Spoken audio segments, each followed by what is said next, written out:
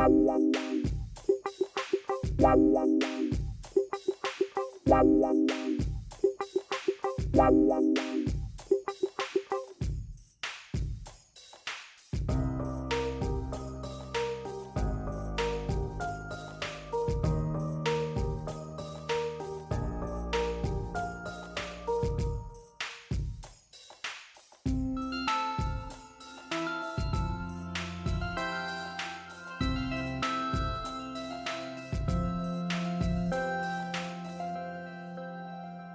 time has come once again to speak as witches and wizards do. I'm Daniel and And I'm Michaela Gaffinstone. and we're your hosts for the Think Like a Wizard podcast. Welcome to season 2, episode 14. We'll call it Energy Transfer. Sounds good to me. Yes. So, just to bring people up on something we talked about for the last 2 episodes, and that's my mini workshop that I now have done. And you know what? I'm going to let you guys in on a little secret. I already knew it wasn't going to succeed. I was already told ahead of time. But one reason I want to talk about it is because this is where you, as a person, when you use divination tools or you do anything about trying to predict the outcome of an event, there are clues that sometimes you may not look at or you may not think about. And I'll give you this one. So when I was preparing for my workshop, I was working with the dragon because dragons apparently, I'm getting like dragon after dragon after dragon after dragon. Every time I try something new, there's a new dragon shows up and goes, hey, let's work on this together. It's temporary, but they keep showing up. And it's the flow of energy, so it makes sense, right? But for this one, I pulled some tarot cards and I spoke with the dragon in question. And everything I kept getting was, oh yeah, it's not going to succeed the way you want it to. It's going to be another thing that I would personally consider a failure. And they're like, but it's one more. It's just this last one we need you to do. And I'm like, well, okay. But when it came to actually to doing it, like I had practiced, but this is important. I only ever practiced the beginning, and then once I got to the beginning, told my story about the shaman whose funeral I went to. That's as far as I was allowed to practice. And in my head, I was like, well, that's fine, right? Because that sets me up and that opens the flow, and the rest will just fall out because I already know the information. Not a big deal, right?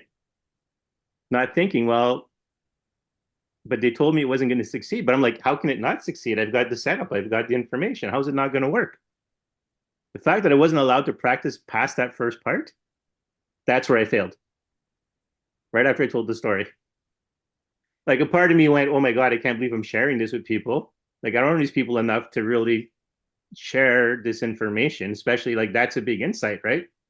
To say about yourself to a group of people that you don't really know. So I choked basically. I mean, I got everything I wanted out. I looked at my list of everything I wanted to talk about. I did. I spoke about all of it. But the fact that I hit that moment and I didn't own the flow, but I knew it was coming. Like I was prepared ahead of time. It's not going to succeed. It's not going to work. But yet, because I didn't take the simple clue of knowing I couldn't practice past a certain point, I kind of, that was my choking point. That's where I failed. But the answer or it was there. The information was there to know where I was going to fail at it or where it was going to happen.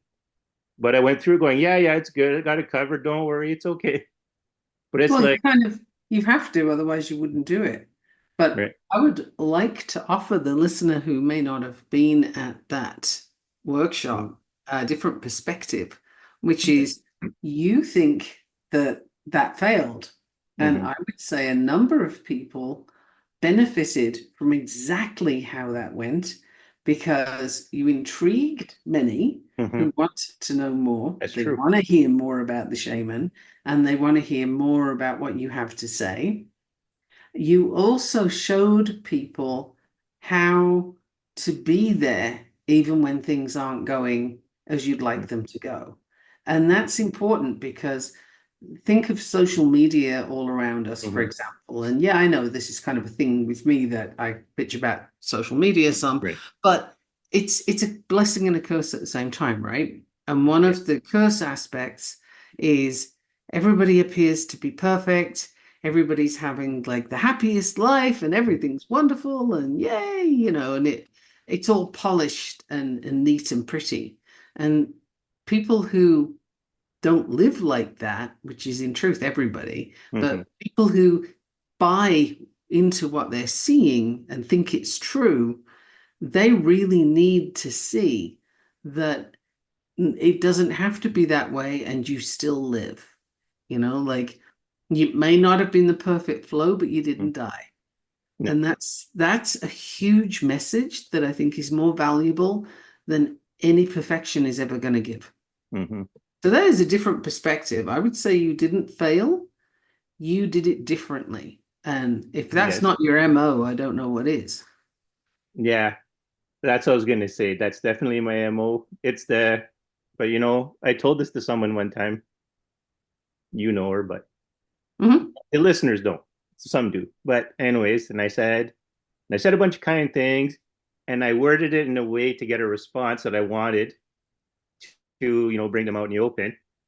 And then after I said it, I'm like, you know what? I'm sorry, but now I'm feeling super disingenuous. Everything I said is legit. Everything I said is what I mean, but I'm not stupid, and I know how to manipulate situations to my advantage. And I just did that with you, and I know you know these techniques, so sorry about that.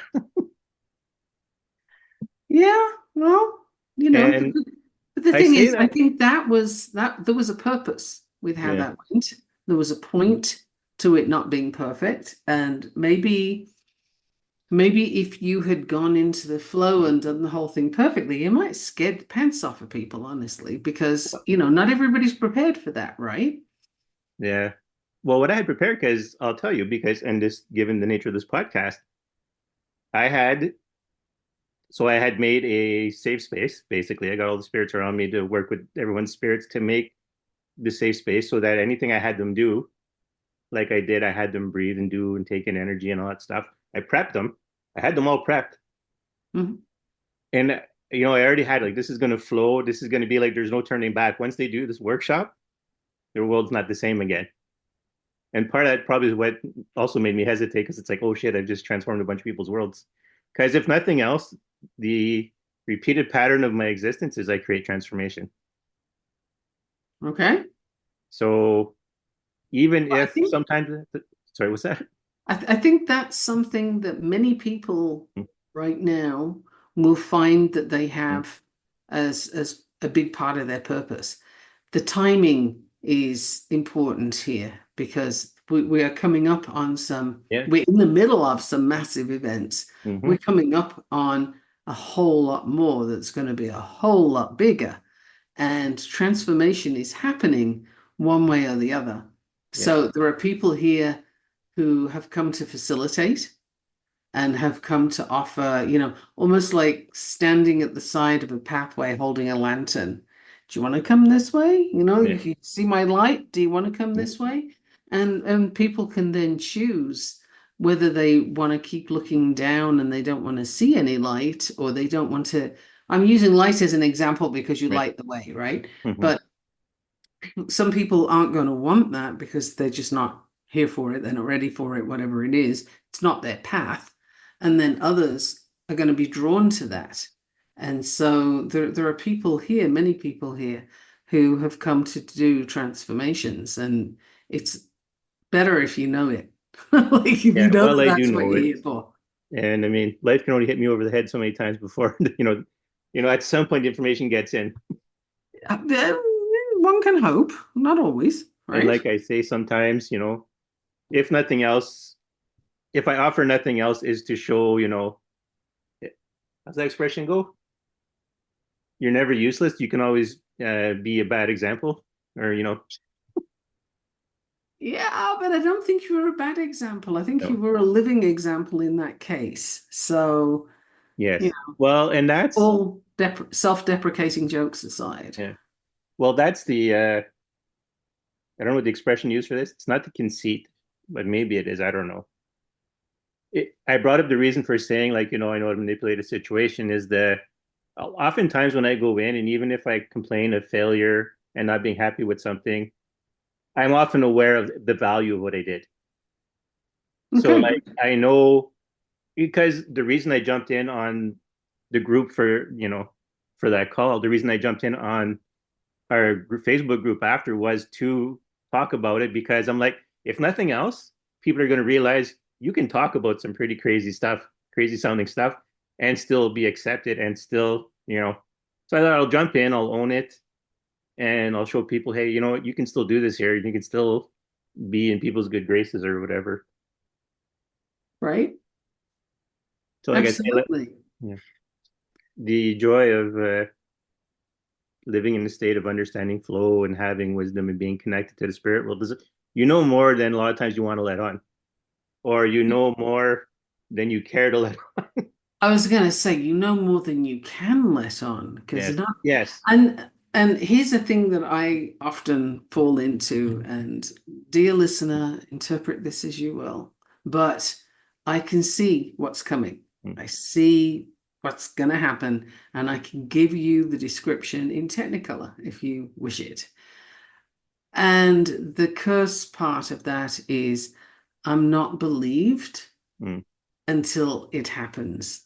And then I have, sometimes I'll have people saying, you said that, didn't you? You said that 2 years ago. I'm so sorry. Or, that they'll recognize it. Some people never yeah, recognize it, but people will recognize that, oh, she said that, but they can't hear me at the time. mm, And that's kind of so is there a point in me saying it?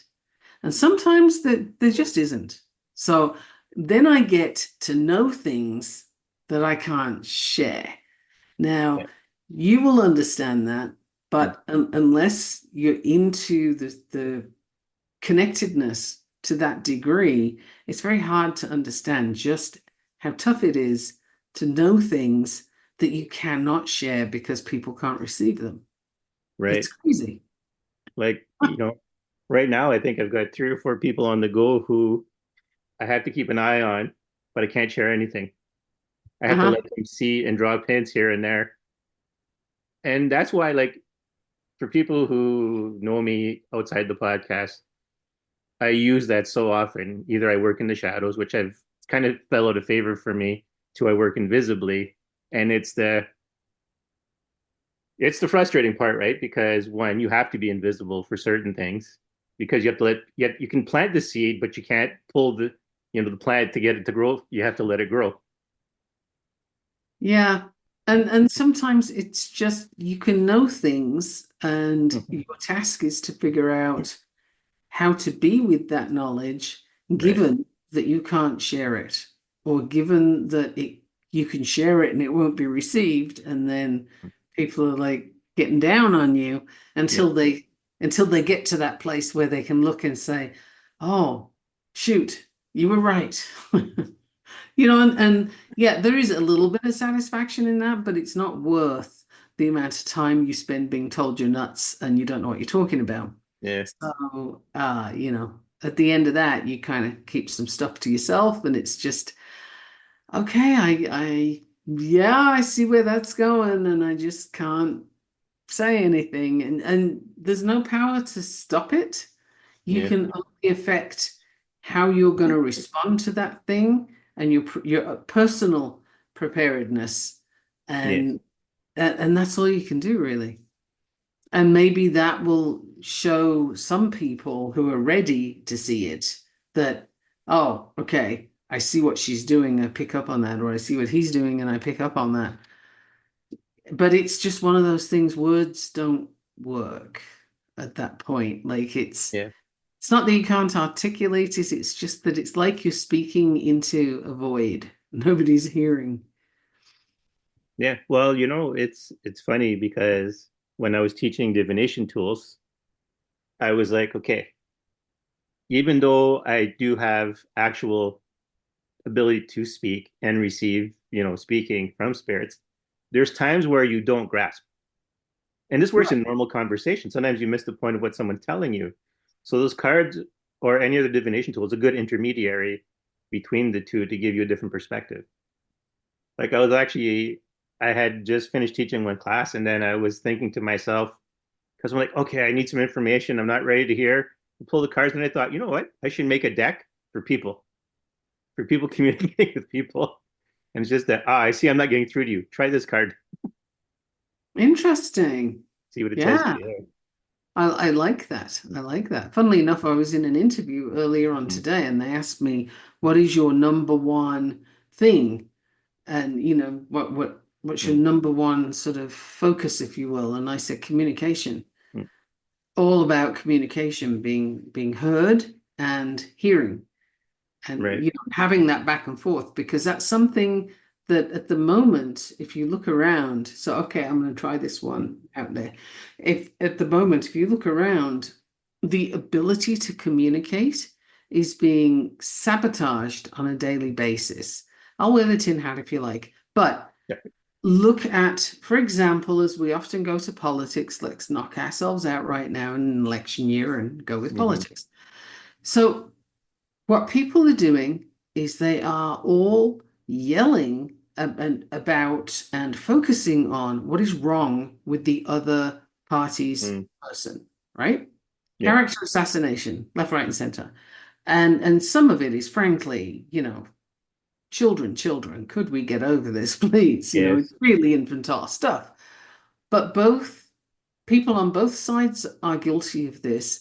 And what's happening is nobody's looking at the real image. This is a smoke screen. This is Mm, like a big, thick, heavy curtain hiding the Wizard of Oz behind. yeah. Nobody's pulling the curtains open and having a look to say, what exactly do we have here?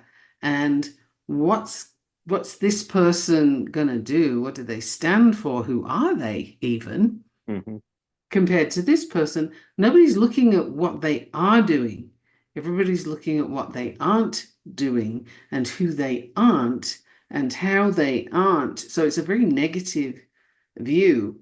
And people are buying into it to such a degree that they're no longer thinking.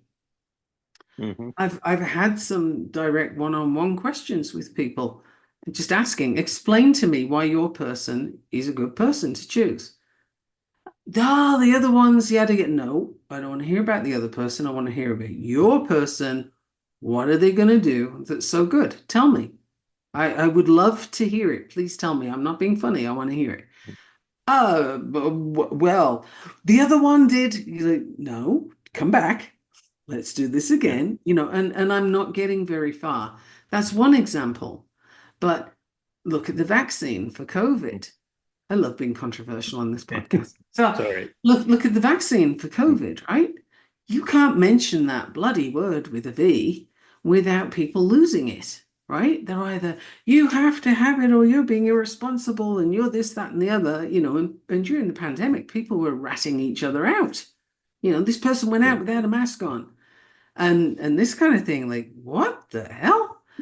That's straight back to Nazi Hmm. Germany right there, where people are gleefully ratting Mm, each other out. And then you've got those who don't want to have the vaccine. And, you know, the choice was taken away from them. And then it was couched in terms that if they objected to having the mm. choice taken away, they were being irresponsible. And there were a whole load of labels for Yeah. this. Nobody questioned it. Whereas and that's the big curtain. The Mm, Wizard of Oz behind the curtain was actually what was going on anyway. And who was pushing the vaccine forward? Who had data on it to say it was safe or it wasn't? Why the big push, particularly? And let's look even further into where did this come from again? I don't think we can blame the poor pangolin. you It's know, just like AIDS was all due to a monkey, right? I don't hmm. think so. Yeah. Come on, people. We could advance past this. But these are things where people get totally sidetracked on not the point, right? It's like they Yeah. completely miss the point because this other stuff is loud and in your face. Yeah. So wherever things are very loud and in your face, that's a pretty good clue that what Yeah. you're actually looking at is a very heavy curtain. Yeah. Actually, my during that whole time, because like I said, I never took it, any of them. But my favorite thing to tell people at the time was that because there's no one that I'm related to, I think, that ever is a big fan of Trump or a supporter of him. So I was told them, you took the Trump vaccine because they would say, "Oh, are you a Trump lover?" I'm like, "You're the one who took his vaccine. How am I the Trump lover?" Yeah, but that Yeah. was the thing, right? Was it Yeah. became all about politics. Yeah. It's like if you want the vaccine, you must be on the left. If you don't want the vaccine, you must be on the right. Well, how about if you're actually thinking about it and you want more information? Where does Well, that put you? you bring up a point that there's a thing in my life that's a source of frustration for me, but it shouldn't be. It's that when I teach something, I always teach from the bottom up, the foundation, as I've said before, right? Okay. I teach the fundamentals of something, and then you can go on and do whatever you want with that later. But it kind of frustrates me because whenever someone comes to me with a problem, I go, okay, well, what's the first thing? Let's go start at the beginning. How did this start? What were the reactions like? And I get down to the fundamentals of it. It doesn't always solve the problem, but the fact is, like, when someone comes in and gives an answer, a pat answer to the problem, they get praise, and I'm like, okay, but I'm building you up to make your own answers. And so over the years, it's kind of like, okay, this is frustrating now because I'm actually preparing you to be able to answer your own questions and to deal with your own shit. But because I don't give you a straight out answer, it's not seen as I gave you an answer because people forget. And then once they've gone through all the steps of learning, they're like, oh, I figured it out. I'm like, yes, you did. You know? And and that is also the curse of current society, right? Yeah. Is everybody expects an immediate answer. And the other thing is they will believe whoever gives them the Mm-hmm. answer that they want to hear. Right. And I can't stress that enough. Confirmation bias is ruling how people live their lives. Yeah. So now there's so many ways this works, right? But quantum mechanics, for example, you Mm-hmm. have an infinite field of possibilities Right. and you cannot focus on everything. It is impossible.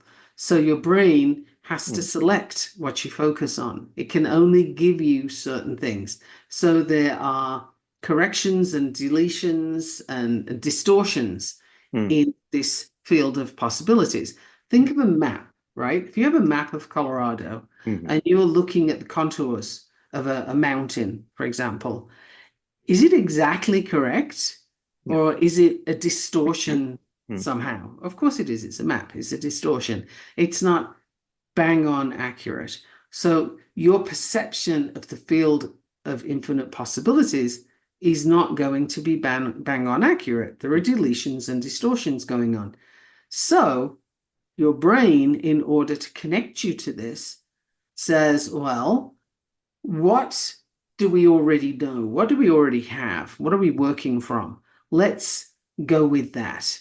And so, if you're working on motorbikes are way better than cars, then you are going to find a gazillion reasons why that's true, ranging from it's eco-friendly to cheaper to easier to travel to places that you can't go with a car, whatever it is, right? That's just off the top of my head.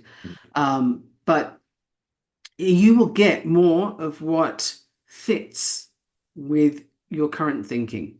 And you'll bring in those parts of the field of possibilities. So the people who perceive that they are in a miserable, poor life and nothing good ever happens to them will actually cause the rain. Like they will bring rain upon their heads, not necessarily literally, but Mm-hmm. unless they don't like rain, in which case probably. But they will have all the negative things coming to them because it's what they're calling in, it's what they recognize. And we Yes. always go for what we recognize. That's human nature. That's literally how we go. So right now, people are just, hey, Danielle, do you know the answer to this thing? And you tell me in a way that, okay, I like that. That works with what I already know. Yeah. Cool. I'm going to believe you. I'm not, Mm-hmm. I'm not going to go check it out. I'm not going to see if somebody else thinks differently, right? Because you already gave me the answer I wanted. So I'm good now. Mm-hmm. And I'm going to run with that. And people live their lives like that. And on social media in particular, but not only, you can find exactly what you're looking for. It will tell you all the things you want to hear. So you want to think that parenting with all natural foods and cloth diapers is the best way to go. You will find a million Yeah. places to tell you that that's true. If not having kids and focusing on a career is the way to go, you will find a million ways to have that be true, right? Does it matter? No, none of these things actually matter. It's totally unimportant as to whether you choose this one or that one. It's just but what's behind it? All of these things are that set of heavy curtains. We're Mm. surrounded by these curtains. You have to keep pulling them back and see what's there. Pull that one back, see what's there. And that's not happening. And that is problematic because there's a lot of nasty shit going on behind those curtains. Yeah, it's I was gonna say there's a lot of things. Like one of the reasons why I didn't take the vaccine is because I already had an understanding of how vaccines are developed. Not in intimate details, but I knew like, there's unofficial versions of testing. One of the big versions of testing that are unofficial is the one you release it to the public. They're still studying it, they're still seeing how it reacts in the public because in a lab you can't take into consideration everything that's out there. You can't Right. check how it mixes with every medication. So you have to see how it is if there's a new product that comes out, like a new candy for children, like some new flavor treat, right? Well, how's that going to interact with the vaccine, or how's it going to interact with that medicine? No one knows that until it's out in the public. No one knows, like, as I always tell people, yes, they may have tested 10,000 people, but were you those 10,000? Were you amongst those 10,000? No. Then they have no idea how it acts on you. Like, Well, the other thing is, how do you know you weren't one of the 10,000 people? Because are you assuming they're telling you?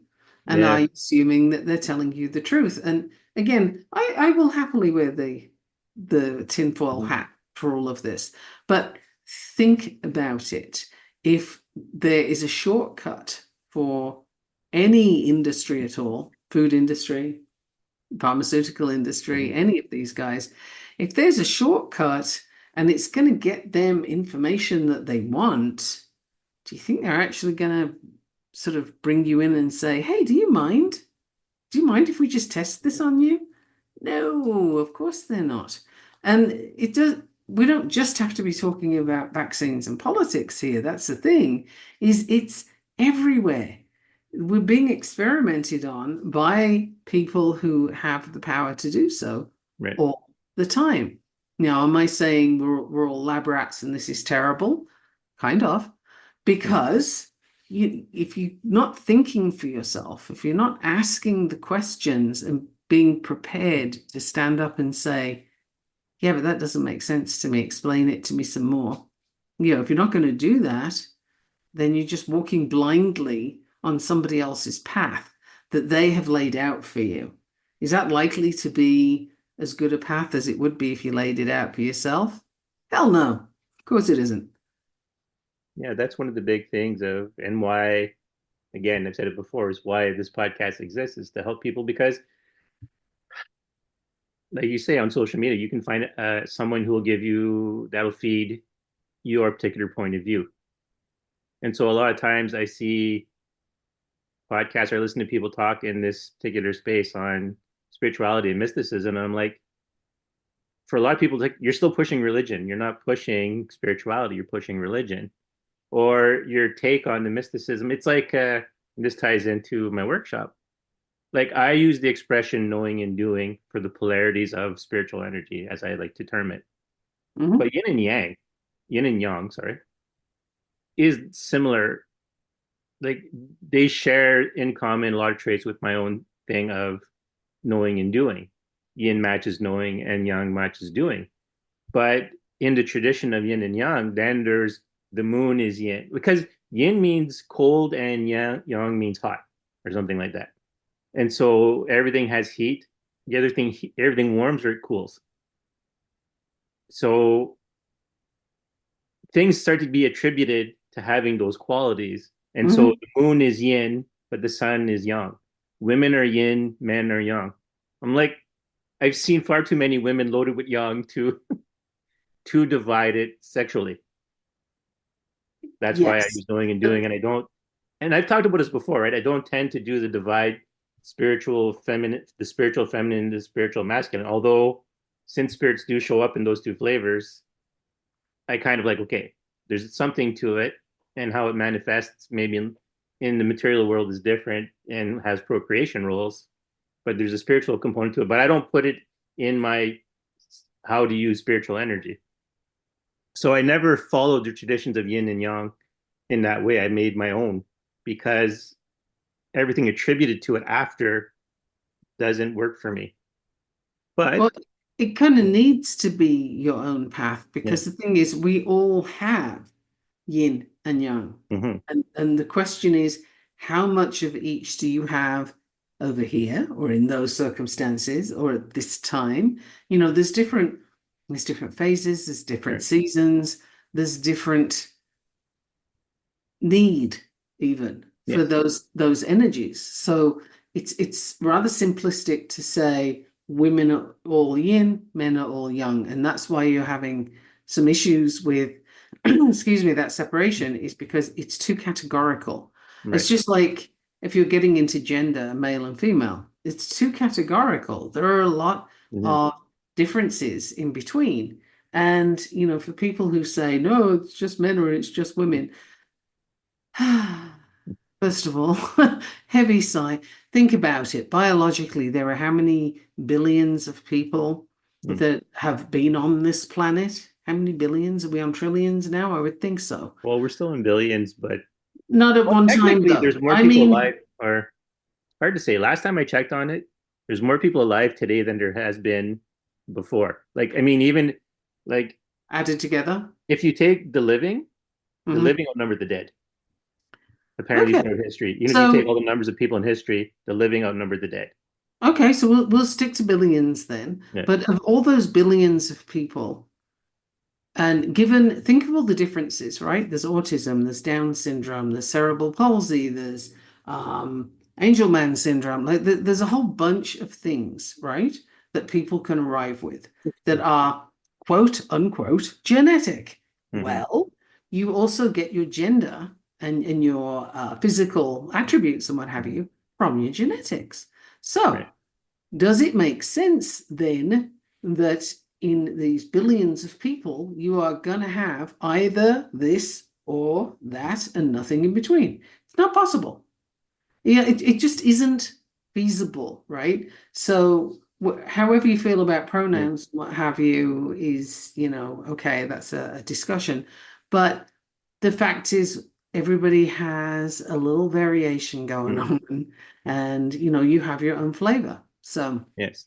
yin and yang is like that. Mm-hmm. It's in some circumstances, you might present very yin, Mm. and in others, you're going to be all yang, and it's Yeah. just that's the way people roll. It's another thing that human beings are falling into right now is the all or nothing, the black and Right. white, the you're with us or against us kind of thinking. It's just wow, that divide and conquer thing. It's been working for the longest time and it's still working.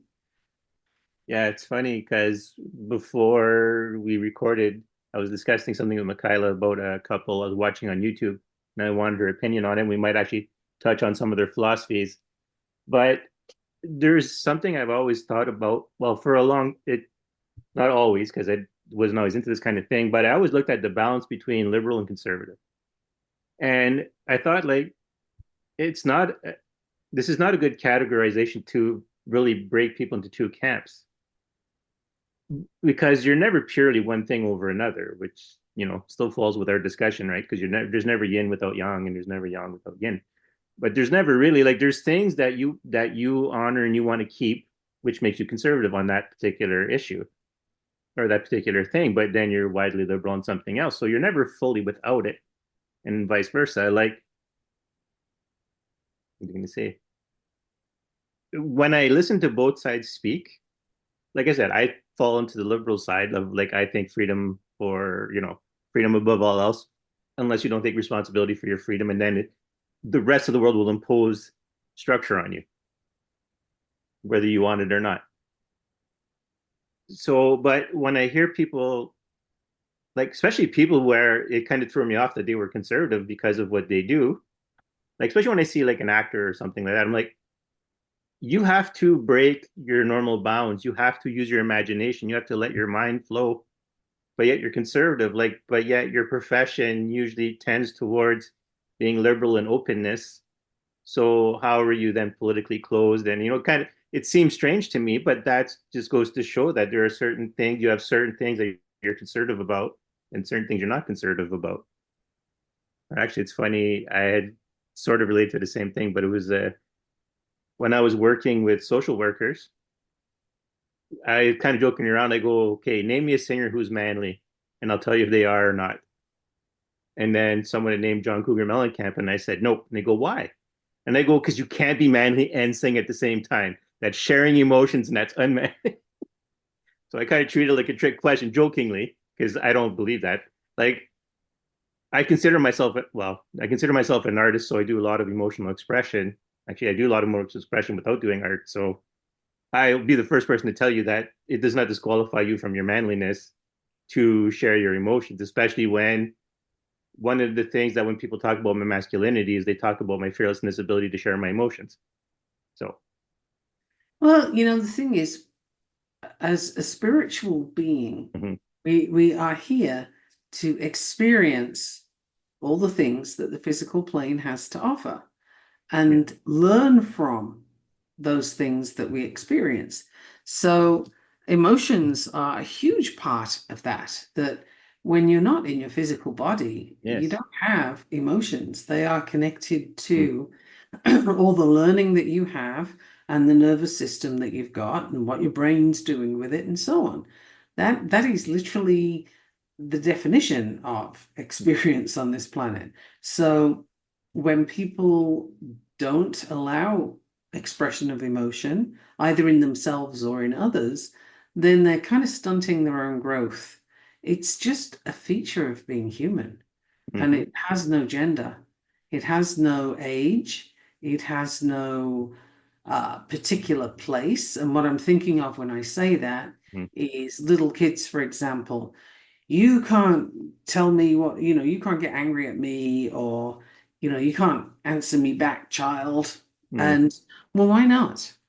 Why can't they? If they perceive something as being incorrect, then can you show them how they can actually challenge you on it? Because that's actually, kids are ideal to be the ones to challenge you because they don't have the stories yet. right, They don't have the blinders on yet.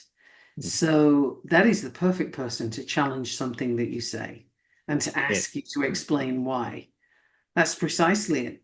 And in the field of science, there is an expression, I think it generalizes elsewhere, but there is an expression that if you can't explain it to a 5-year-old, you mm, don't know your stuff. right, And that is so very accurate. If you have a scientific concept you're working with, well, any idiot can use a bunch of terms that they've learned in school. That's fine.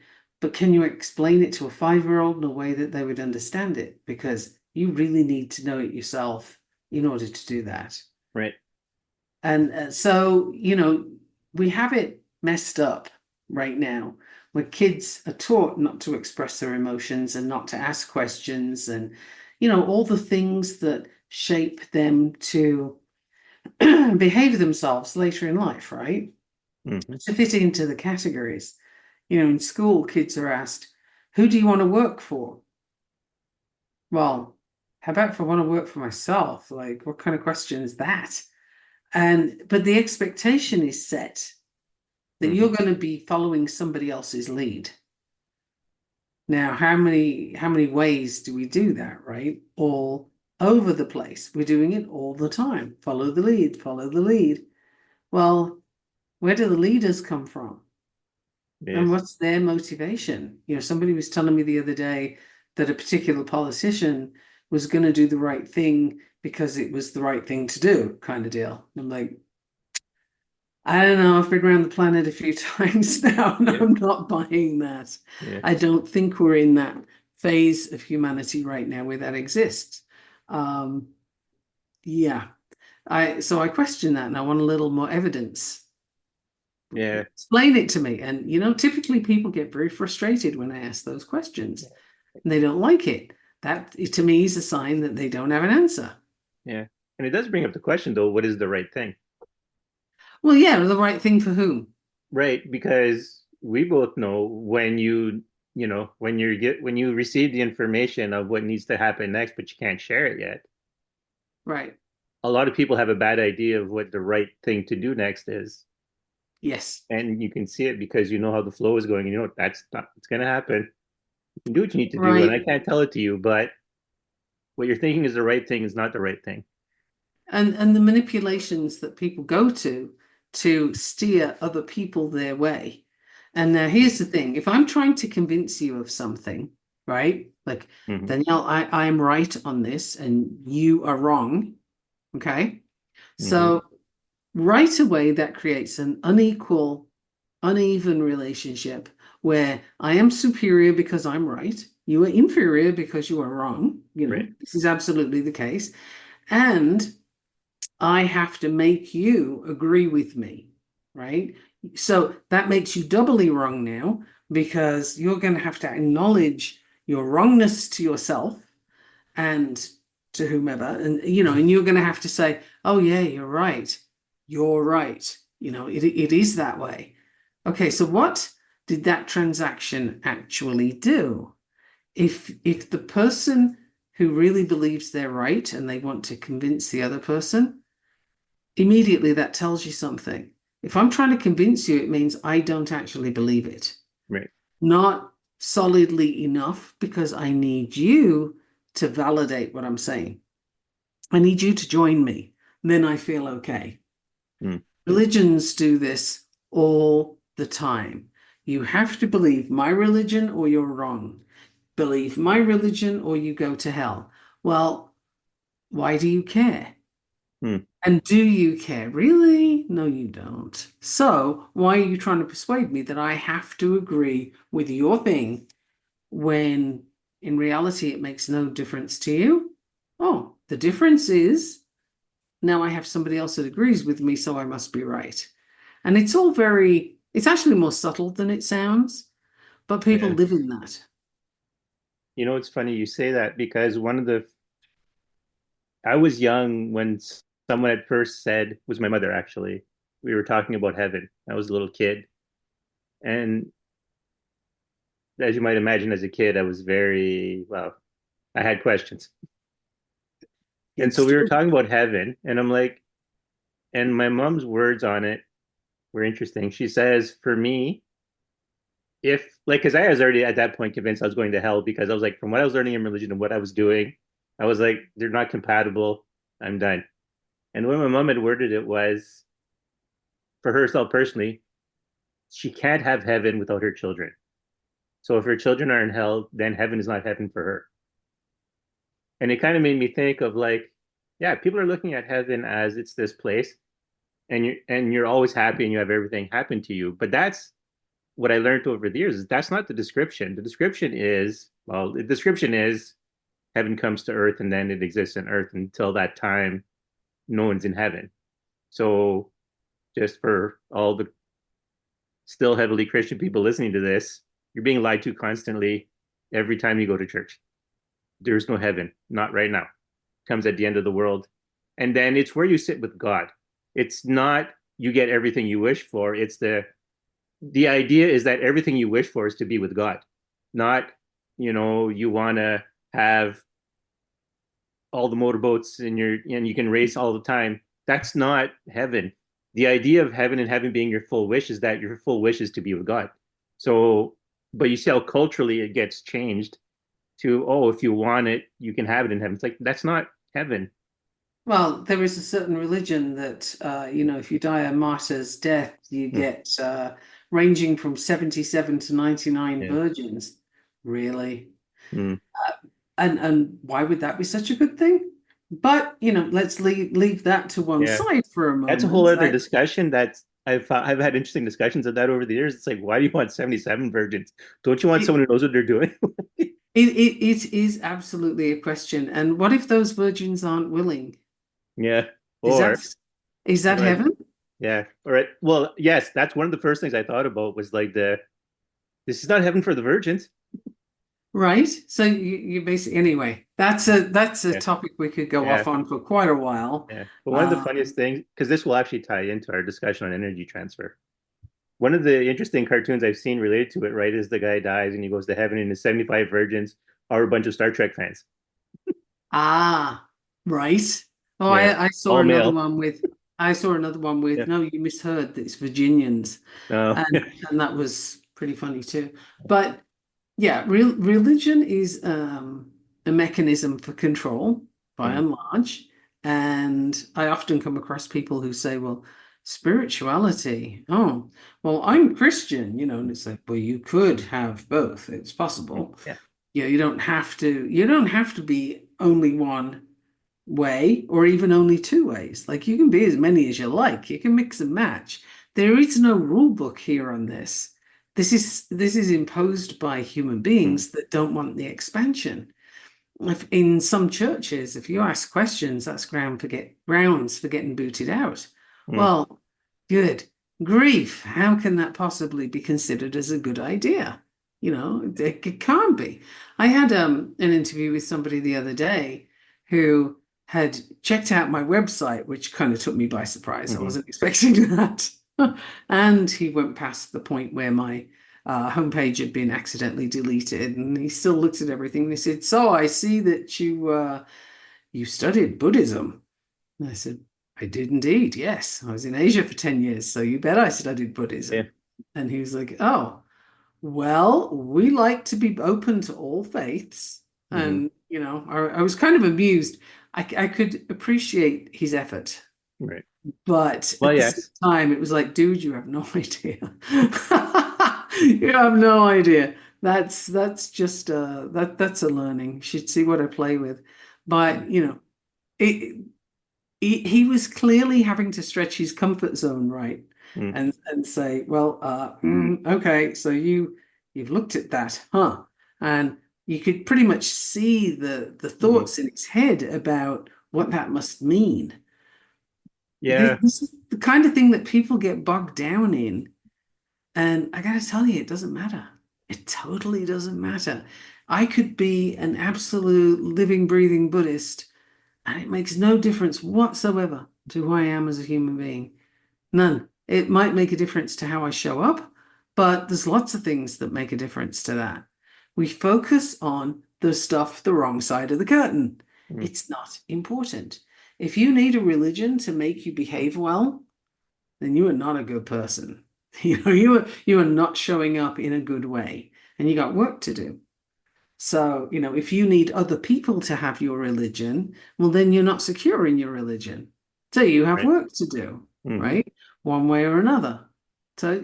But again, it's all on the wrong side of those curtains. The image I have is of curtains, kind of the color of your background, which is this beautiful Yeah. crimson red, Hmm. right? For people who are not looking at it. And they're very heavy drapes. And or in front of them is the image of what people think is, and behind them is what actually is. Yes. And there are many people who don't actually get behind the curtains on anything. And that is tragic because they're convincing other people to do likewise. And it's just spirituality, connection with something other than the stuff going on the physical plane gets lost. It's like, but you really have to connect with nature. Do you even know what's out there? I know you do, Mm, but for the person listening, what have you investigated? What have you tried? What have you looked at? Do you speak as we're speaking of energy transference? Where do you feel energy? Where do you feel yeah. energized? Some people really feel amazing if they go out in nature, others need water. There's different things, right? Where is yours? And can you go there and then spend a little time just being and see what comes? Yes. The curtains don't tend to be in those places. That's where the curtains are pulled back and you can just Hmm. be. And if you can look at what's around you in the world, you may well be able to see it for what it is. It's a projection, like a hologram. It's a projection. It's not real. It can change. It can change in a heartbeat. Yeah. That's the I always argue, not that I argue this, but I make the point to people a lot of times that there's nothing wrong with like I live in a small town in the middle of bear country. Me So too. reality of being killed by a wild animal, yeah, lives is part of my daily life. Like I've posted pictures before of bears coming through my yard. So it's like, this and wolves and coyotes and every once in a while I'll look up at the sky and I'll see the turkey vultures and I'll go, they're circling something. Okay, I'm not going there for now. Just in case, there's a predator not done yet. Right. Yeah, we get a lot of those vultures. Yeah. So, so I pay attention. So the dance of life and death is very real in my consciousness. In an urban setting, it's different. There's still life and death, right? People are still killing each other. There's murders, there's stuff, but you lose your connection to, well, I'm not sure how to word this because you can find good and bad and all that kind of stuff everywhere you go if you know what to look for and you're open to finding it. But it's a And if lot you want to judge easier. it, see, What's that? here's the thing, if you want to judge it as Yeah. well, because judgment, and I don't Mm, mean discernment, I mean right. judging good and bad and having to label things is something that actually paints on the curtains. Like it makes Yes. it worse Hmm. because you're coming at it from your viewpoint that's formed from stuff you've Hmm. heard, stuff that, you've gathered over the years, doesn't make it correct. So, I had a dispute with somebody over cancel culture. We've mentioned this Hmm. before. Yeah. And her viewpoint was, well, we have to be able to stop people who are saying things that aren't right. And, and she referred to them in air quotes as bad Yes. people. Well, good grief. I strongly suspect that we are not thinking of the same kind of people at the Hmm. same time, Pretty sure that I'd hang out with the people she doesn't like. So that's very likely. I might be one of the people that she doesn't like. Yeah.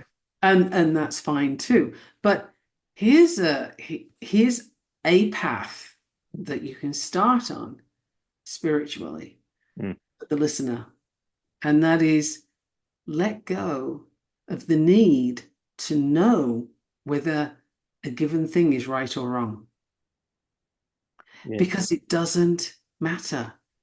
It's happening there anyway. If the eagle grabs your pet chihuahua Hmm. and makes off with it for lunch, is that bad?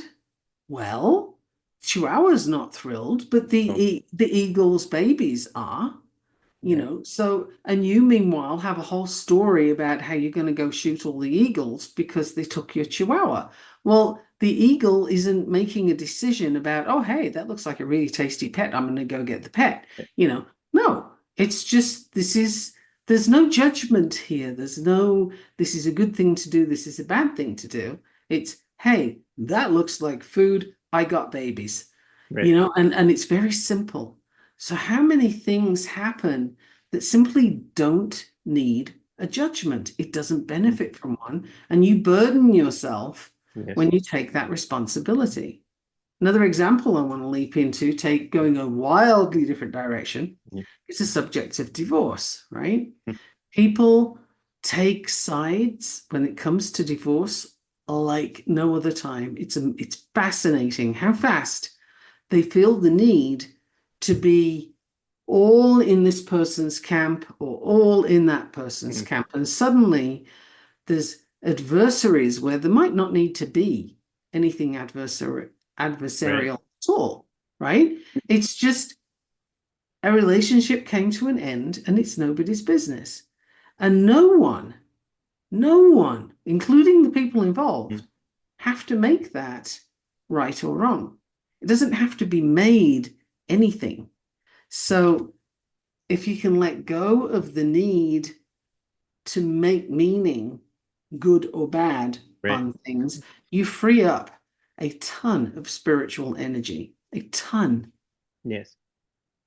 And what I was going to say, like, so to add on to my part about the urban and then that and the more so rural or because rural environments still have their issues, even with the flow of reality and stuff.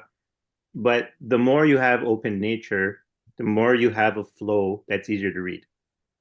But when you get to an urban environment where a lot of things are either processed or are like, and I just mean like building materials, I mean like the construction of places, you get a diffraction of that energy, and then it's harder to read the flow. There is some flow that will take its over time if the construction is done right. Right, that's where feng shui comes in really handy, is to be able to then Mm. make a an assessment of how to move that energy. But what I mean is that you can't, because everything is so, like through a prism, basically diffused. You don't have that same relaxation. You don't have that same ability to just sit there and breathe in the flow of the energy coming around you. It's dispersed, it's scattered all over the place.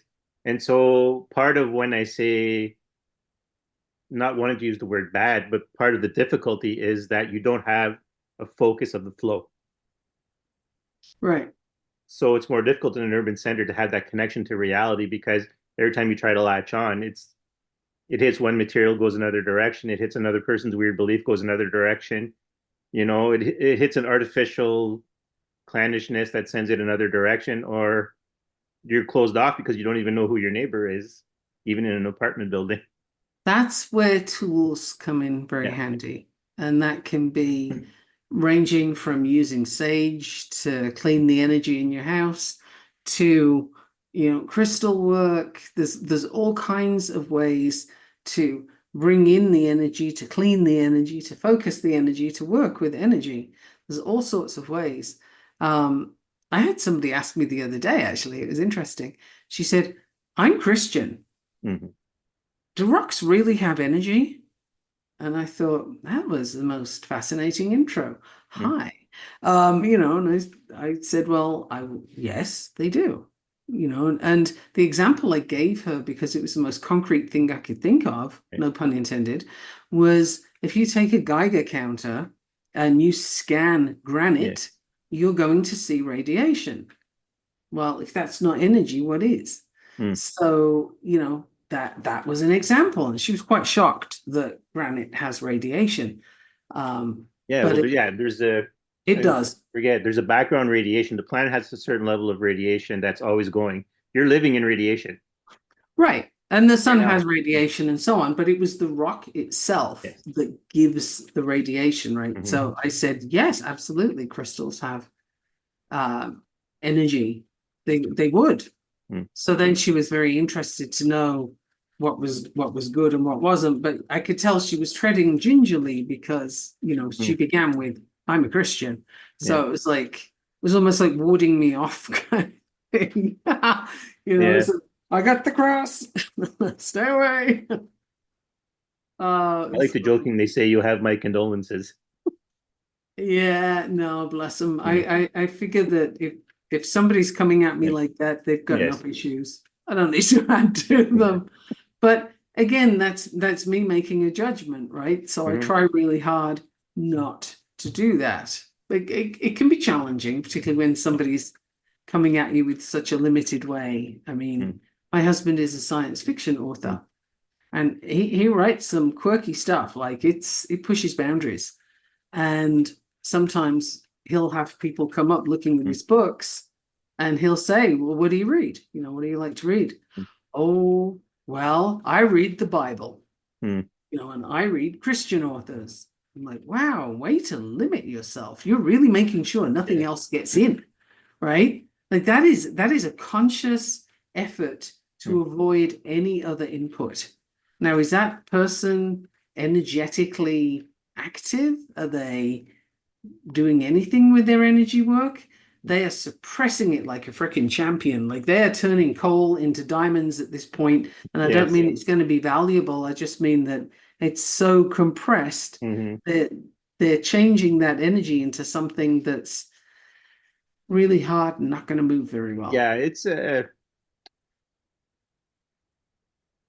to me, that concept of being so hyper focused in that particular way is you never let yourself know the truth because you're avoiding it.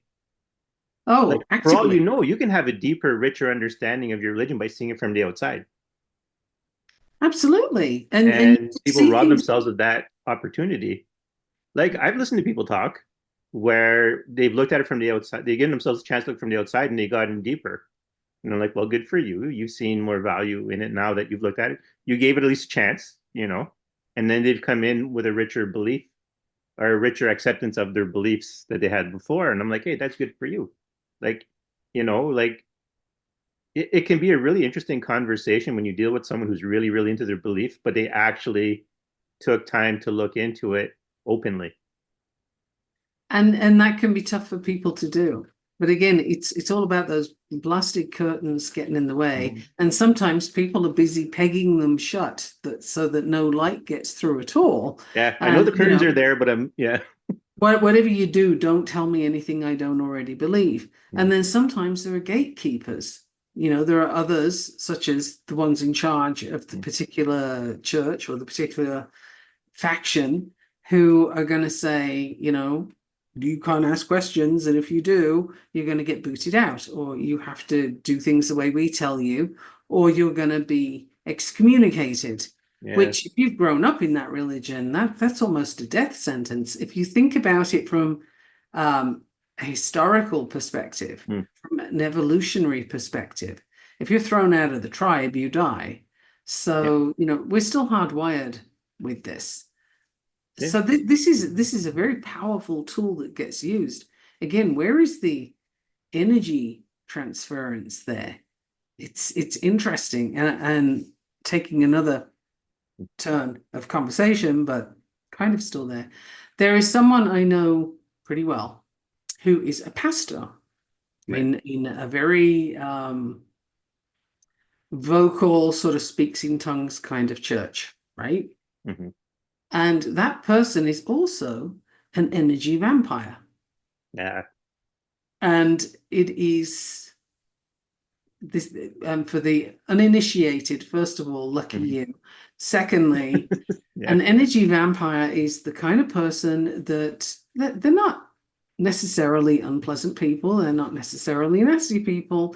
They are people who exhaust you. When you have spent any time at all in their company, you are so drained that you just need to go to bed or you can't think anymore. Sometimes your thoughts are drained. Mm. And when that happens on repeat in this person's company, you can be pretty sure you have an energy vampire going on. And meanwhile, they will suck up that energy and not even say thank you. It's like a sponge that just keeps on sucking it up and drying it out just as fast. And if you do come across that kind of energy transference, Mm. back away and get yourself away from that, even if they're lovely and even if they're a relative, like whatever it is, energy vampires, they can't turn it off. They're Yeah. just going to keep doing it. Well, yeah, like I think I said it last episode, there are certain people when I'm sick, I don't want them around me. Like if Right. I have to use surgery and I'm in a hospital, I'm like, do not let this person visit me. Not because they're bad people, but they don't know how to not suck the energy out of you. And it's like, I need my energy to heal, so don't bring them. Don't let them There's come. your energy vampire. Yeah. And no, they're not chewing on your neck. They're not doing anything that you could see physically, but you'll feel it. Yeah. You'll know. And this kind of segues me into part of what I wanted to discuss was sacrifices. Mm, Like, so the term of food, right? Because the whole thing I got on was so when some like actually to give everyone an idea, the ultimate conclusion of my talk became because every time you eat, something gives you spiritual energy, or just it's life to begin with. yep. You owe it to your food to be the best you can be, to live your best life. You owe it to them, to what you've eaten, because nothing wants to be food. Like the example of the Chihuahua. The Chihuahua wasn't sitting there going, "Ah, I'm food." If it thought it was food, it wouldn't have run out in the open and got caught by an eagle. Right. So nothing thinks it's food. It just, and sometimes even when you're being caught and eaten, you still don't think of yourself as food. You think of, oh my God, I'm in this bad situation. So part of what I was going to discuss was part of what I was discussing was how that affects, like, because living cells, you're not dead until all your cells die. You're brain dead when you're first marked as dead. That's when we mark people as dead, is their brain stop functioning. Unless I'm wrong on that, but that's what I No, remember yeah. how it works. So you can't really, as the spirit inhabiting your body, there's nothing you can do with your body now, but there's still a whole reservoir of spiritual energy sitting there that releases as the cells die because each individual cell holds a certain amount of spiritual energy. And that's the spiritual energy you use interacting in this world. And that's what gets fed upon. But when you're eating, you absorb that into your system.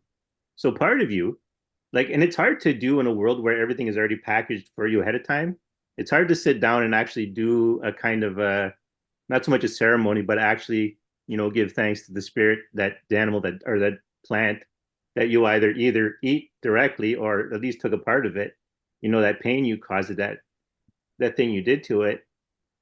The energy is calmer and better for you if you can, tell the animal you at least appreciate its sacrifice. Because strangely enough, I think it's one thing to die frantically, and it's another thing to think your death means something. To have kind of a calming, oh, I'm past now, okay, to help that what you're eating to pass on and not affect Right. the energy you're eating. But like, if I go buy a steak at the grocery store, that's scattered all over the place. There's my steak, there's someone else's steak, there's the liver so over here. So it is kind of harder to focus on as far as that goes. But the thing is, that thing died, and now you're feeding off its energy.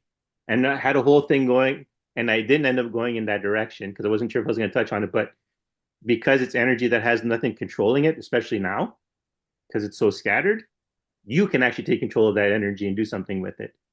And that kind of made me think of sacrifices, but I wasn't going to go there for the workshop because now I'm Right. like, okay, if you do a sacrifice, but here's my thing: where it ties in with religion or any particular kind of ceremony you're trying to do, like if you kill an animal, like because sacrifices, right? So the amount of energy you invest in your sacrifice gives you more results. But to my understanding, so if someone else has something different, you can only give your own energy.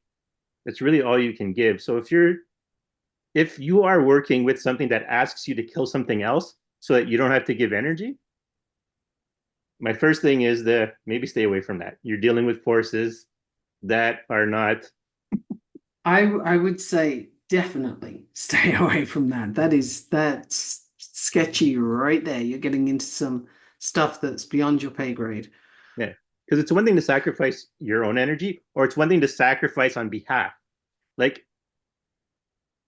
if I have to sacrifice a chicken, if that chicken didn't give me consent, that chicken is still going to fight to keep its own energy, even if it's dead.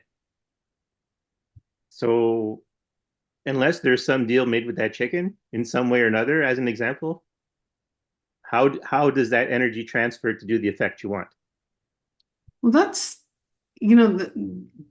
I think, Christian Mm, faith did actually, once upon a time, address that somewhat with saying of the grace and so right. on, right? At Yeah. meals. Well, and that's part of what I'm saying. Is That there? was I where don't know that if was people going. understand grace now, but at least at one point it was to actually show appreciation. Like, because religious right at some point it becomes, oh, thank you, Lord. But it's like, how about thank you, dead chicken, like, or thank you, whatever you're eating, like, because that's the Right. spirit you have to deal with. It's along, it's in that Yeah. direction. But yeah. But Yeah. absolutely, funnily enough, I have a vegan friend Mm, who believes very strongly in the spiritual essence mm, of even the plants that she yeah. eats. And, you have to treat the plants in a certain way Mm, in order to have a good response from them, good energy from mm, them. And she does not eat meat and hasn't done for 12 years because of the vibrational energy. And right. she's just not, she's very, very tuned in and she's not able to handle that. Her system Mm, can't cope with the heavy vibrational energy from right. meat.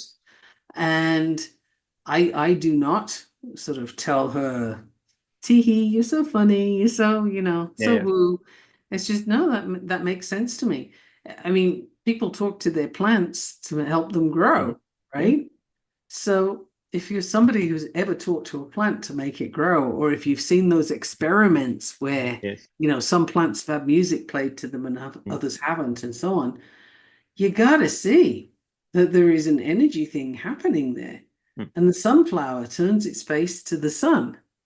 There are things that bloom at night that don't bloom during the day. right. There's a lot of stuff at play Mm, there, and you could say, well, it's just, you know, it's the biology of plants, it's what they do. mm, And that's saying well, it's science, that's what it does. It's like, Yeah, that's not an answer, you when you know? say that, because it's interesting, right? Because if someone would say to me, "What's the biology?" I'm like, "Yes, exactly. It is the nature of that plant to do that thing." Now, Right, what we're trying to discuss here is why it does that thing, but not that right. it doesn't do that thing. Because you're right, because it's one of the things that kind of bugs me. I love science. Most of my studies have been science related, or at least very much in the being solid on your data and stuff kind of background. But it's that, to use the word, I'll butcher a French word because it gets used in English that way. It's a facile argument. Hmm. It's not even well thought out. It's that, okay, it's the biology. What part of the biology? What is it that makes it do that? Like photosynthesis is on a quantum level. Right. It's not on the macro biological level that we argue when we say biology. It's no, it's on the quantum level. But I mean, that's typically that response that I gave of, well, it's science, isn't it? It's Mm-hmm. biology.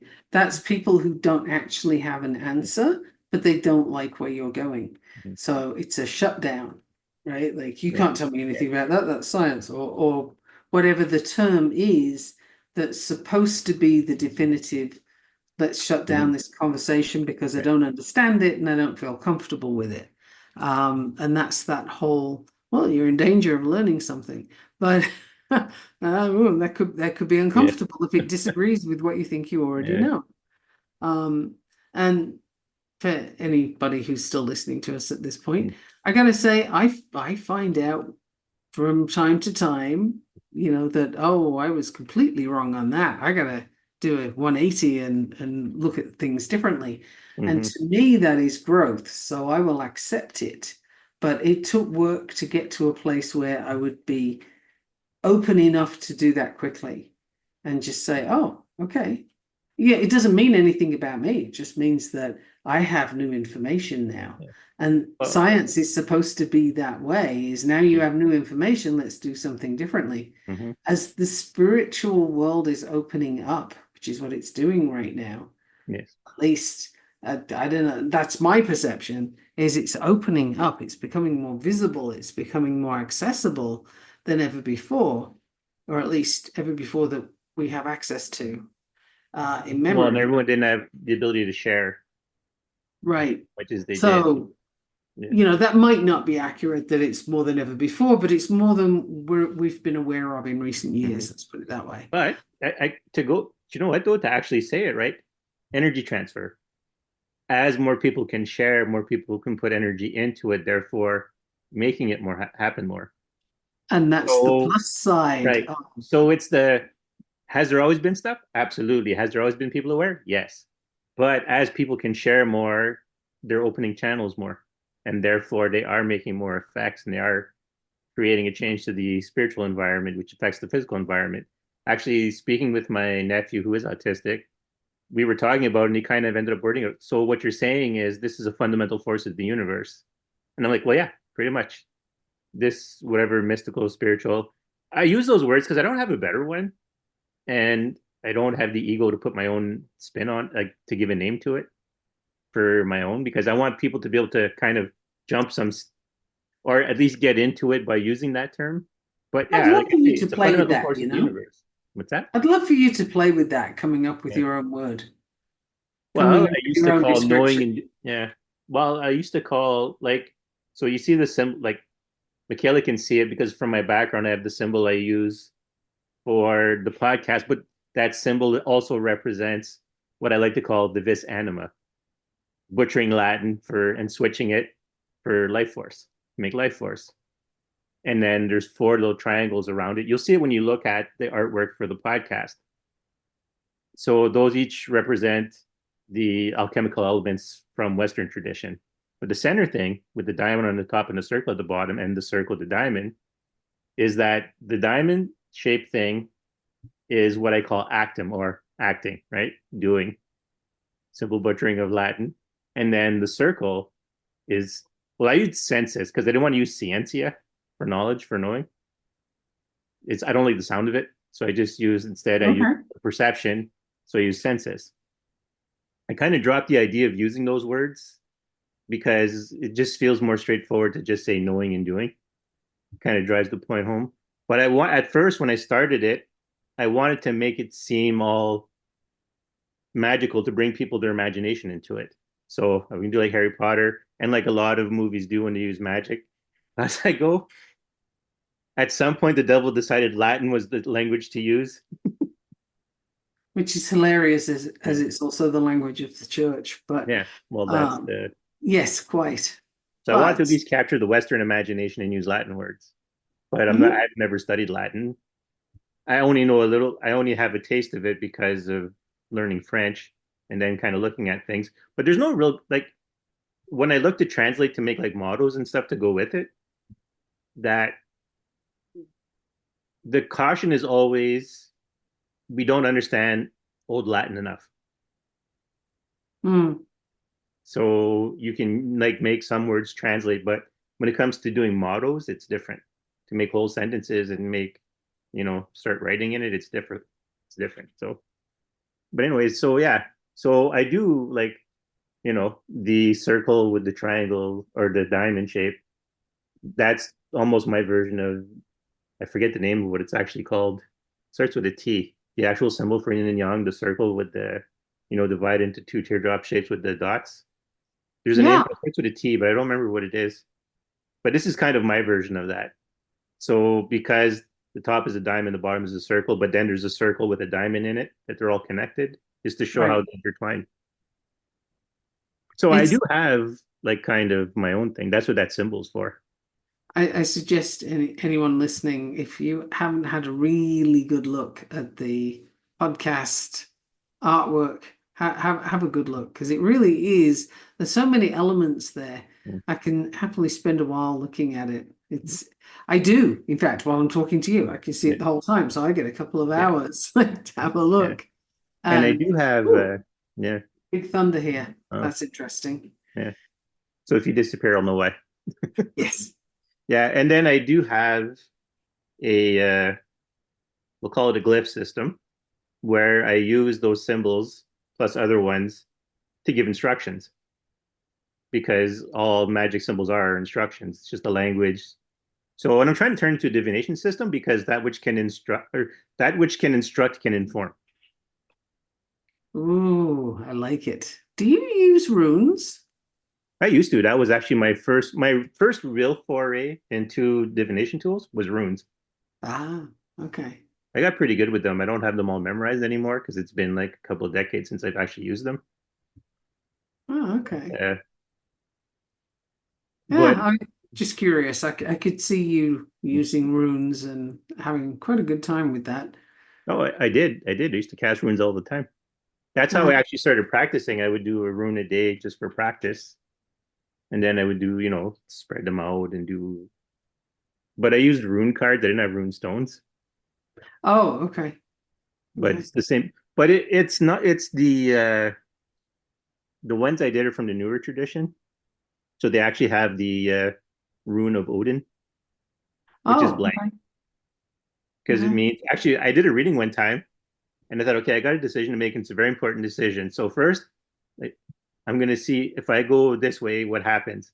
And I got that rune. And then I mixed them all together again and I did the other one and I got the same rune again. As in it didn't matter. Whatever you do is where you're going. Right. Which You is can kind get of you to wherever you're helpful, going. Yeah. right? That's one of the things with divination tools. It's Mm. very helpful. I'll Yeah. sometimes use a pendulum if it's a this or that kind of Yeah. decision. Like, oh, okay, let's go to the pendulum. That's the Mm. easy route, if you will. Yeah. And then, because if I'm going to tarot, then it's like, okay, now I need to just sit for a minute and figure out either I sit for a minute and figure out which pack do I need, or I'll Mm. go and just randomly select something. There's a lot of, yeah, but I still have to sit for a minute or two first just to clear things. Um, and that can be fun. That can be interesting to see what comes up. But there's so many different tools for the Well, there are. student to play with, and you know what? You might like to use all the things, or one of the things, or none of the things, and it looks different at different times. Yeah. It looks different depending on what you're doing and what stage you're at, and that's all good too. Yeah. It's Because I used to do bibliomancy for a while too. Oh, okay. I have a book of symbols that's good for. Yeah. So whatever book I had, I don't know if originally it was supposed to be just the Bible, but biblio means book, but Yes. whatever. But I used whatever book I had on hand. I was just like, okay, is there something in there? And I crack it open, look at the line that I fell on, and it's like, oh, that's fairly handy. Like if you're attuned and you're open, like any tool, right? It's just to get your head out of the way. Yes. So Beautifully said. yeah, whatsoever can inspire you at that time to give you to make you open for the information, that's the tool you use. Like I'm even, although where I live, none of this is really available. Like I have to travel at least an hour and a half, at least, to get to anywhere where I can buy something like that. 2 hours if I want a bigger variety, Mhm. and even then, it's still limited. So, but that's when you live in Northern Ontario, right? You travel like I you got have to the go same places. situation here. Yeah. Well, yeah, you probably do. You probably are experiencing that there. Yeah, no, it's exactly the same. It's like an hour and a half to the nearest sort of decent sized town, and it's 2.5 or so to get to the next one. So yeah. Yeah. Well, and because I'm in Northern Ontario, there are like 4 or 5 decent sized places, urban centers, considered urban centers, but they're all pretty much isolated. Right. But even though there's population, well, I mean, compared to some cities, they don't matter. But you get 100,000 people or more, 200,000, close to 200,000 people. So it's large enough to have variety. Hmm. Like you can't know everyone in that place, so there's always, and you don't get, it's not as clannish because there's too many people. But you don't, but because of where we are, even though there's the Trans Canada Highway and we're on a shipping lane from the St. Lawrence Seaway, kind of goes all the way to Lake Superior, and we're on it on that route. So like technically, a lot of things should be available, but Right. But then you also have to have the demand. yeah. However, I think there's more and more people that are looking into this Mhm. and playing and experimenting. And I think one of the things that I'd like to contribute at this point, because it's coming up for me, Right. is when you find that you've got rules to apply to something, that it has to be this way, or you can't do that or else kind of thing, that is the perfect place to stop and just take a little break and have a look at where did that come from? Whose voice is it?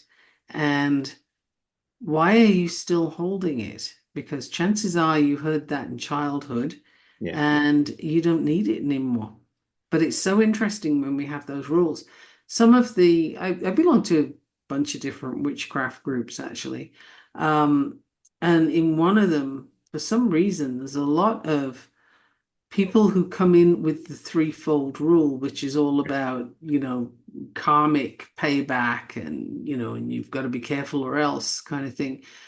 And that's just religion in another form. Like Mhm. it's still religion, right?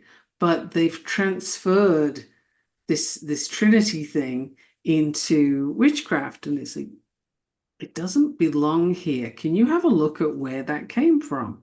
And if you want to abide by it, go for it, but do not tell other people that they have to, because that's not true.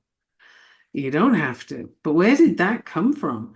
And there are some people I've come across who are genuinely shocked Mhm. to discover that, oh, so that's a religious thing too. Yeah. So are you turning this into a religion? What you do? Wicca is a religion. Yeah. And people will confuse Wicca with witches. And it's not, strictly speaking, the same thing. There's overlap. Yes, but one is a formalized religion and the rest isn't, Yeah. basically. Well, So that's such yeah. an interesting world to play in. Yeah, it is. And I keep coming back to this idea. You can't force something to be sacrificed for you. It'll fight you. That's the whole point of. But it's funny to help people who probably a lot of people listen to this podcast because they're going through a spiritual growth. Have probably watched a lot of movies, had a lot to do with magic and stuff. And the theme that keeps coming up, right? Whenever you want to do a really powerful evil spell, you need an innocent person be a willing victim. Right. Blood But that's it magic. because you can't transfer energy without a desire to transfer the energy. It takes or it takes an imbalance of a big imbalance of power Yeah. if you're going to do And it. frankly, if anybody that's listening to this Mm, podcast is considering blood magic, yeah. that's a big thing to consider. Mm, Eh, I'm not going to say more than that. It's just that's a big thing to take on. You might want to play in a smaller arena yeah. first. I had something else there. Blood magic took it away. Willing sacrifice? It was related to willing sacrifices. Oh, yeah. Most people, like if you follow anything paranormal, when you hear ghosts or people talk about being possessed by demons, one of the first things you notice is it never happens overnight. It takes a long time for everything to set up. And that's kind of what I mean. It's like you don't just make sacrifices of the unwilling. It doesn't just work that way. Even when you have these negative entity interventions, they took a long time to set up you giving them their energy, your energy. They set you up to be in a mind frame of, oh, I'm not going to defend myself. Hence, be careful of energy vampires. Yeah. Because that, if you spend too much time, and frankly, any time is too much, but if you hang around with an energy vampire for long enough, you can end up in a state like that. Yes. And then people will often say, "Oh, I was in a narcissistic relationship," or there was this problem, that problem. He usually it's he wouldn't let me do this thing, or I couldn't do that thing. It can be the other way around, but these are ways that it manifests, that it's presented. But it's And like, the common where was? point is but you've allowed it.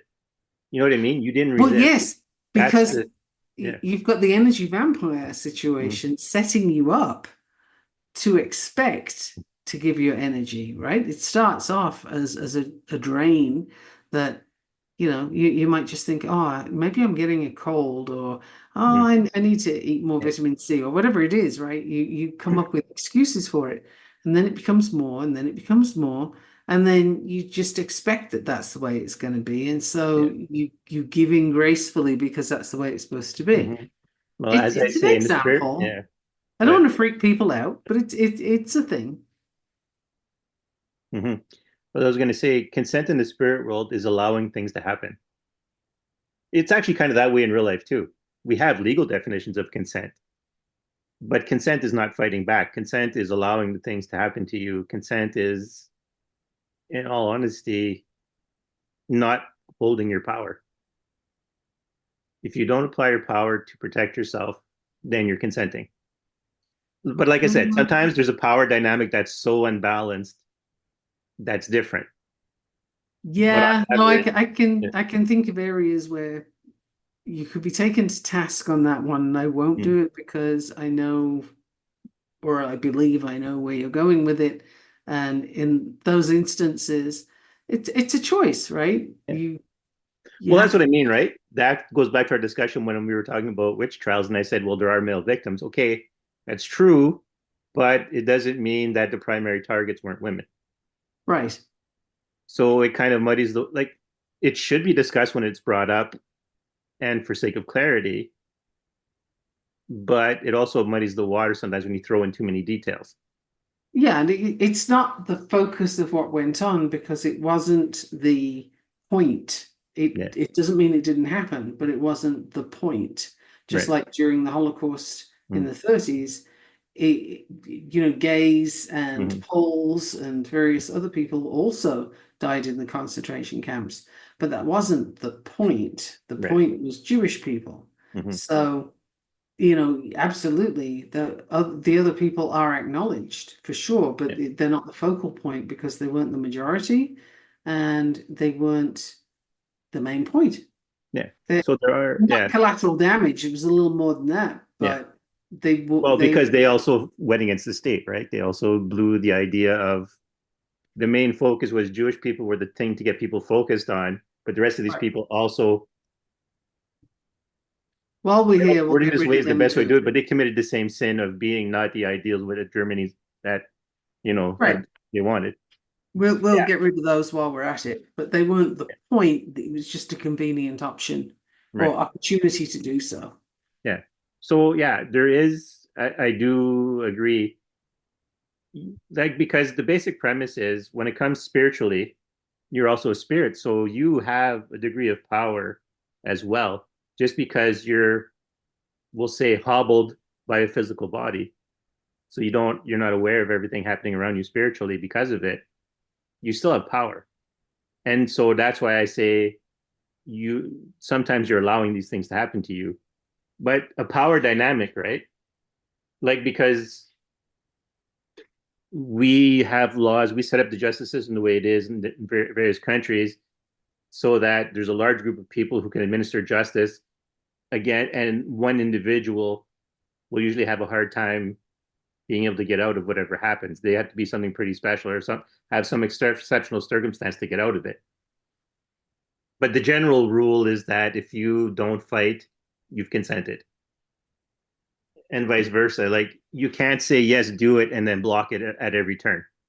You know, like asking for help and then stymieing people's efforts every time they try to help you. Ah, yes, we've all worked with those clients. Hmm. So Yes. it's you can say I give consent or I don't give consent, but if your behavior is completely different, it's how people get in, and it's how, frankly, we as coaches can get a client to do what we want because we know they want it, but they don't know how to get to it. So even though they're kind of saying no, we can still talk to them in a way that turns it into a yes. Well, that kind of depends. Yeah. But that I think that's a whole Life is podcast. always full of variations, and it's true. And we Of discussed this course. last episode. It's hard to have a conversation when you take into account every little detail. That's every true point of data, or for lack of a better way of putting that. It's true. Yeah. Which is also that kind of feeds into the whole idea of letting go of the Mm-hmm. need to decide what's right and what's wrong Mm-hmm. when you don't have to, right? Like if Yeah. it's somebody else's experience, you don't need to know if it's right or wrong. This is what they're doing. It's their perspective. It's Right. their reality, and it's not yours to agree to, condemn, fix, or any of the other things. Now, if you want to get in there, you can ask permission, but be sure of your motives before you do Yes. that because it's not yours to decide what's right and what's wrong. So, That's true. not on a continual minutiae kind of basis, which is what people do all the time, right? Mm-hmm. So that's a stymieing of using your energy in the right way. You've siphoned it off before you get to the point, and that's a difficult place to work from. Yeah. It's funny, but I like to bring up. I don't know. All right, is that where we're going? Sorry, I had to look over there. They've been very quiet. The producers of the show have been very quiet this episode for the Oh, most part. So I'm wondering if I'm trying to bring it back to something that we don't need to discuss. well, we have about 10 minutes, so Yeah. Well, I know my whole thing was okay, energy transfers one should be freely done. You get the most effectiveness out of it when they're freely done. Stay away from anything that requires you to sacrifice something else other than you that's not willing. yep. That's a big one because whatever, it's not even to rag on any religion. It's just that entity is violating rules as far as I understand it. Because to interact in this world, to do things in this world, someone in this world has to give up energy to do what they want done, or if they do it on behalf of the spirit. So to force someone else into it, that energy isn't given up willingly. So it violates kind of a tenet of how spirits interact in this world. So you're not looking at a spirit who necessarily has the best intentions in the first place. Right. And what just came to mind as you were saying that was consenting to giving up your energy when you don't even realize that that's what you're doing. My pet topic of social media, when Mm, you spend time scrolling and yeah, looking at all the things, your focus, your energy, all of what is you is being spent on that activity.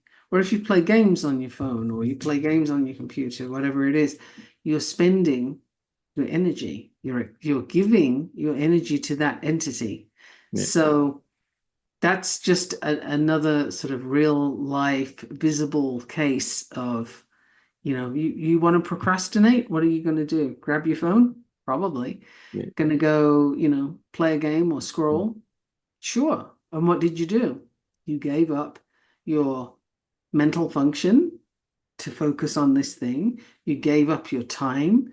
You gave up your opportunity that was in that moment, and you gave up your energy. So all of that is a transference of all the things that are Yeah. most important. And that's kind of the other thing too, that part of why I think that the workshop didn't go the way I wanted to go is because also as I was speaking, all these avenues were opening up. Well, this is how energy is transferred here. This is how energy is transferred there. This is what you can do with your food, do certain energies. This because even like if something has properties of yin or properties of yang, you while you're preparing the food can still alter those properties depending how skilled you are with energy. There's so many layers. Yeah. That's why I jokingly said, hey, I think I invented food magic. Yeah, and I think you need to look into that before you post this episode. Make sure Yeah. that it, Well, if by the the time name this is isn't posted, used, I've already started looking. okay. So If the name isn't used, you might want to use a name. yeah. But it's like I said, it brought me down that I'm glad actually that I didn't do everything I wanted to do because it did set me down a path to check over things I wanted to talk about and You double did it check things. And then, exactly. yeah. You did it Yeah. exactly how it needed to be. Hmm.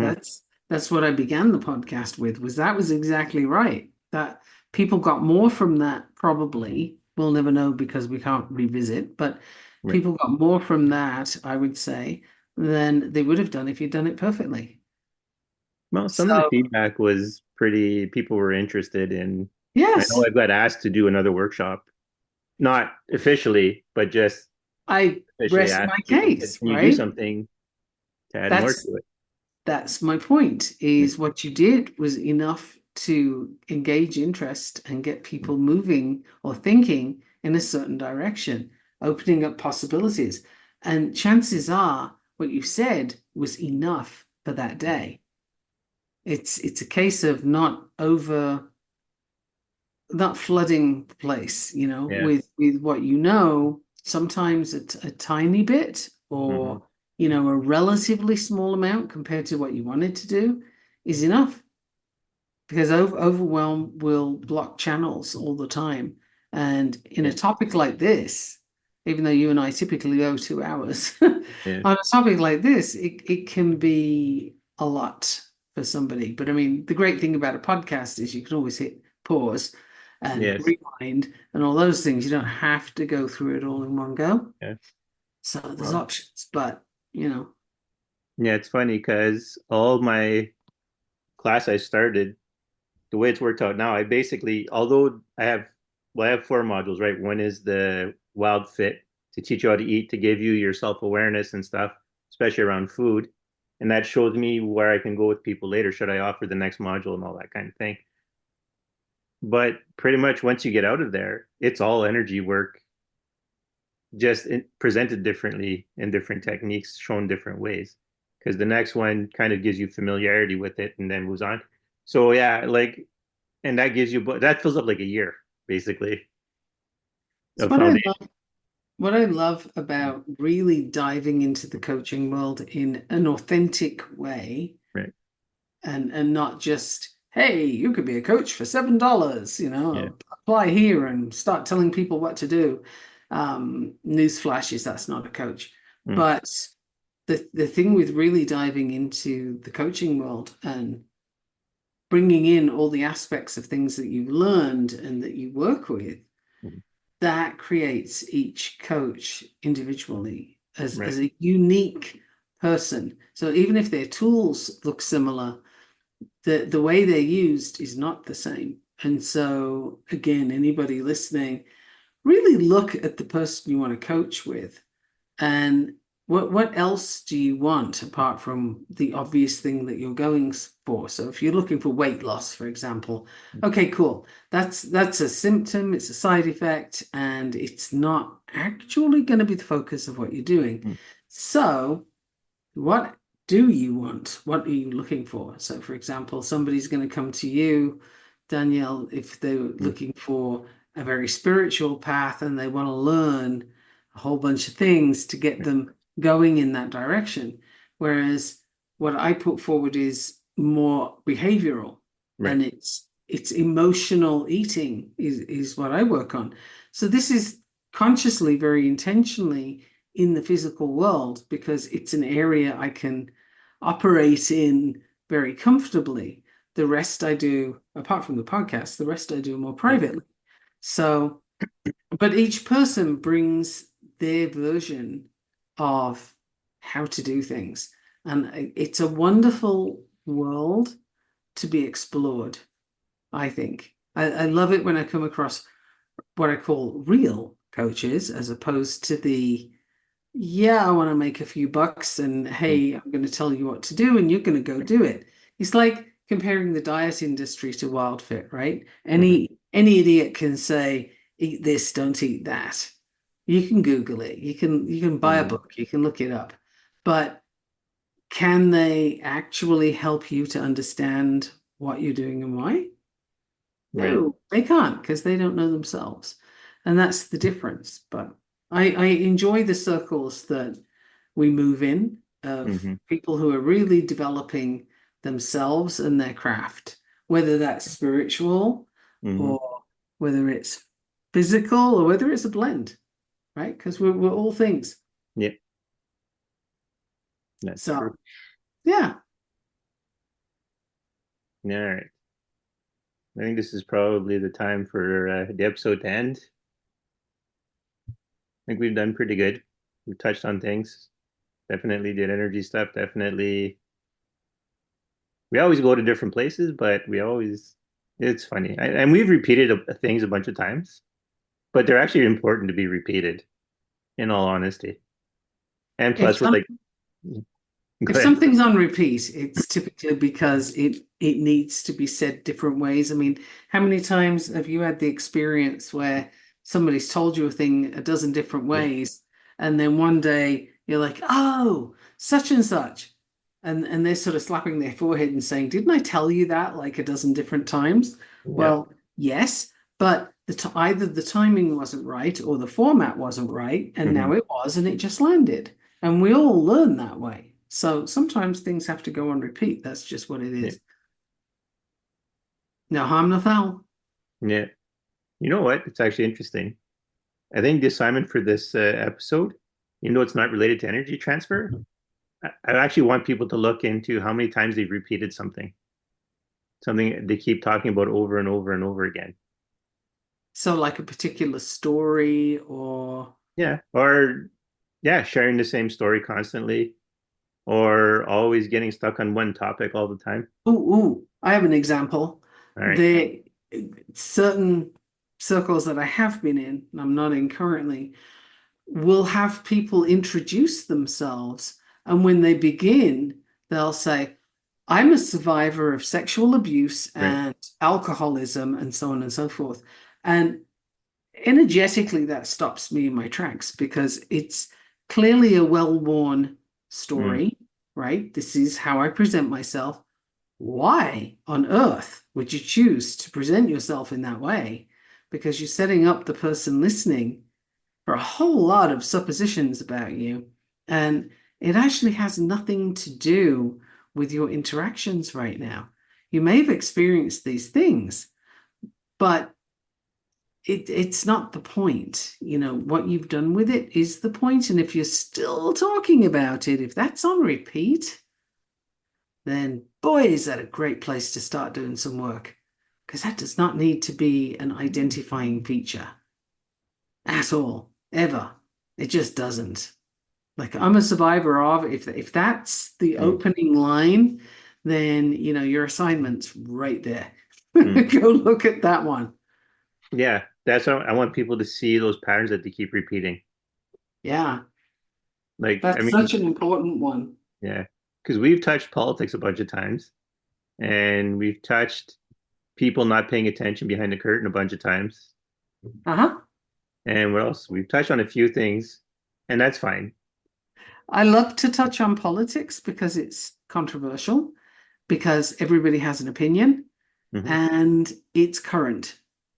Yeah. It's up and running right now, Yeah. and the things that I'm bringing up are happening right now. But a big feature is that it's controversial, and I do kind of like being controversial. It's part of how I Yeah. roll. Yeah. So But it's funny. hopefully, Yeah. But it does actually right now, especially in North America, the way, well, even at least a lot of the Western world, but I'm sure all over the world, politics really shows you your spirituality, really brings out what your spirituality is like. yes, and how evolved you are. And it's not just who you vote for that brings that out. It's why. Yeah. What are your reasons? How deep are they? The why, I think, is the single biggest question. It's not so much the who, it's the why. Yeah. I'll And leave that's people. that's a hell of a thing. And if you want a second Mm, assignment, do that. Figure out your why. yeah. I'll leave you with this. So in this town I live in, small, I have a lot of relatives. And so a lot of times on the town council, odds are I have relatives. And my dad once said, because someone had said, "Why aren't you like, I've never actually voted in this town, even though I've lived here for a while. I always think it's none of my business for some reason." But my dad at one point had said, just because someone is related to you doesn't mean you have to vote for them. If you don't agree with their policies, why are you voting for them? Don't just do it because then you have either the same name or you have the same bloodline. Their policies still have to match, Right. what you believe in. That's a beautiful example of the why, isn't Yeah. it? Because if it's why, well, because my family have always been Democrat or my family have always been Republican, I assure you we are not dealing with the same people now that your family has always dealt with. Yeah. So you need a whole new set of why, because there's a whole new set of what, and that needs looking at, so it works in many areas of life, but that's a really juicy one right now. And I think now is a really good time to look at why are you choosing who you're choosing. Maybe we'll do a bonus episode on politics. Maybe. I don't know. Does it bother you? No, no, I'm fine with it. I starve for good political conversations. No offense to anyone who knows me, who listens to this podcast. But like I said, right, I tell people, I say, listen, because most of my family would never be Trump supporters. I mean, me either. But I tell them, like, because they'll watch videos of people, talking to Trump supporters and go, look how stupid they are. And I'm like, this is what I want you to do. I want you to go and watch a video from the perspective of Trump supporters, people interviewing Trump supporters on the same side. And I've said this in, I think, last episode or the episode before. Uh-huh. You see the disenfranchisement on those people. Well, I've Yeah. experienced it in that when I ask people on the left, for example, tell me why your candidate's a good one, and they assume things about my choices and start yelling at me, and I'm like, okay, that is not helpful. I Mm. didn't, I didn't invite that. I asked you to tell me your why, and you don't have one? Like, what is this? Yeah. But that whole response of you're an idiot, you're this, you don't know what you're talking about. I had somebody tell me that the other day that I didn't know what I was talking about. That's a pretty bold assumption. Right. But okay, random person on the internet, whatever. However, when all that is the sort of interaction that people are having, how are you moving anything forward? It's just not, there's no self-examination going on. There's Yeah. no thought. That curtain is getting heavier and heavier. It's full of dust and it really needs looking at. It does. It does. Okay, And we're only 8 minutes over. yeah, that's it. So, on the risk of going any further, we'll end it now. So, once again, I'm Daniel Dubois. And I'm Michaela Gaffinstone. And until next time. Ciao. Yeah.